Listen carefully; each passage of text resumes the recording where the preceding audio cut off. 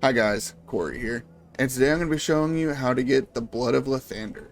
Now, this mace is basically a must-have early in the game because it is really OP, and you can get it back in Act 1, which is kind of crazy. But yeah, with that being said, let's get started. Okay, so first things first, in order to get this mace, we are going to have made it to the Rosymorn Monastery, and there's a couple of puzzles that we're gonna have to solve in order to unlock this.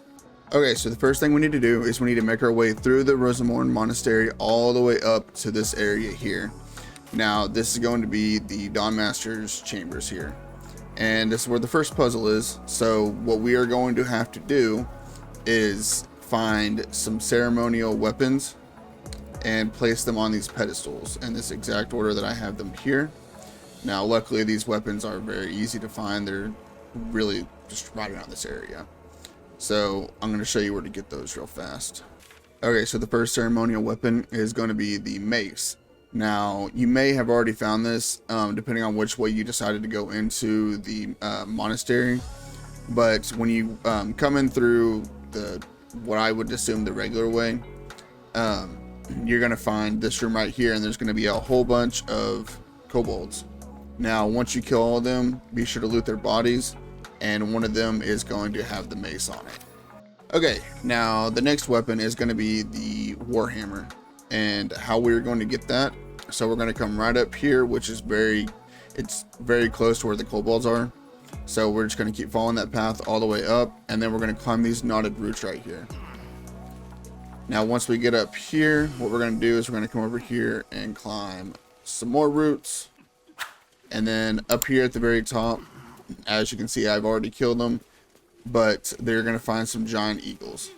Now, I tried, whenever I did this, I tried to sneak through by using animal speaking and just kind of pickpocket the warhammer, but it is going to be in the nest right here.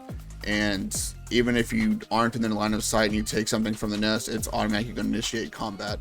So just keep that in mind whenever you go to do this. You are going to have to fight them, and it's better to take them out sooner rather than later, because if you take too long, they will call reinforcements, and then you'll end up fighting like 8 of these bad boys. So it's not something you want to be doing. Okay, and then finally, the last thing we need to get is the great axe. So the axe is going to be right down here from these roots. You're going to notice that there is an enchanted door right here. Now, there is a much easier way to get in other than trying to break through that. So what we're going to do is we're going to come through this door right here. And back here, this wall is going to be breakable. So once you break it, you're going to come in here and you're going to see that there will be a guardian of faith sitting right here on top of these bones. Now, he may seem intimidating, but every time he damages you, he's going to take 10 points of damage, so he's not that big of a deal. But right here on the ground is where the great axe is going to be. Okay, and now that you have all 3 weapons, what you're going to do is you're going to put the warhammer right there on that one. You're going to put the mace on that one, and then you're going to put the battle axe, not great axe, sorry, the battle axe on that one. And then what that will do is that will open up this little door right here, revealing a pouch, and inside of that pouch you will find the Dawn Master's crest. Now that is going to be the key part to the next puzzle. Okay, now once you continue on through the monastery and get to the Creche, I'm not going to give any spoilers as far as the actual story, but you'll come across the part where you're in an Inquisitor's chamber. Now all the way back here you can see that I'm to the very far left here. Now these 2 statues here, what we are going to do is we have to turn them in a very specific way. Okay, so what we're going to do here is the one on the left, we want it to be facing north, so we're going to turn it 2 and then 3, and then the one on the right, we're going to have it facing south.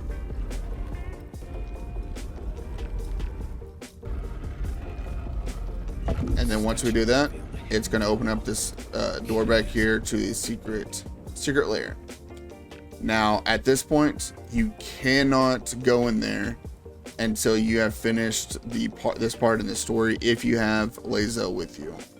Now, if you never recruited Lizelle, or she died or something along the road, you can go in here. But if you try to go in here without doing this story part here first, she will become hostile and leave your party. So just keep that in mind. So once you go through the little secret path, it will take you here to the secret lair.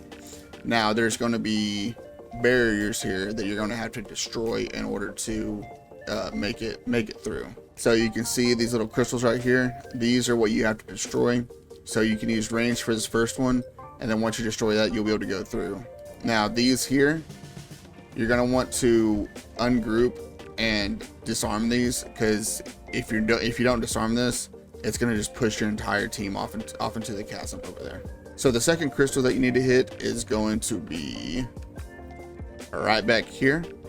So how I was able to hit this one is I just used Gale, and I used his magic missile, and I just did 2 of that, and that took that out.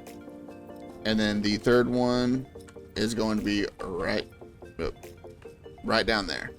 And once you've destroyed all 3 of these and disarmed all of the traps, what we're going to do is we're going to follow this all the way up, and then right up here is going to be the Blood of Lathander. So this is where that crest is going to come in handy. So you'll place that crest right there, and then once you do so, then you're free to take the Blood of Lathander.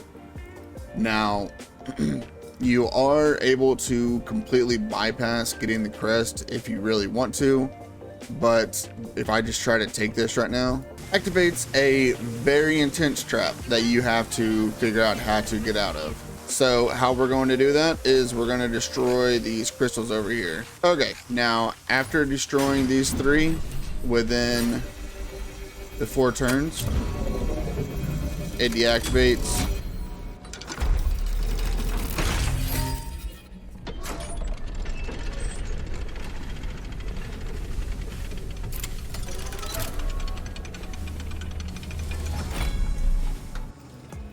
And voila, it deactivates, and now you have the Blood of Lathander, just like that.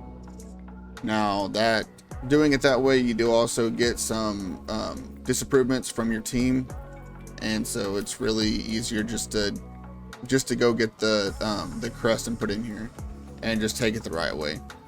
And then once you have it, you can give it to your cleric and be all set for quite some time. But I hope this video was able to help you out and get you a good weapon for the early game. And like always, thank you so much for liking, commenting, subscribing, and I will see you on the next one.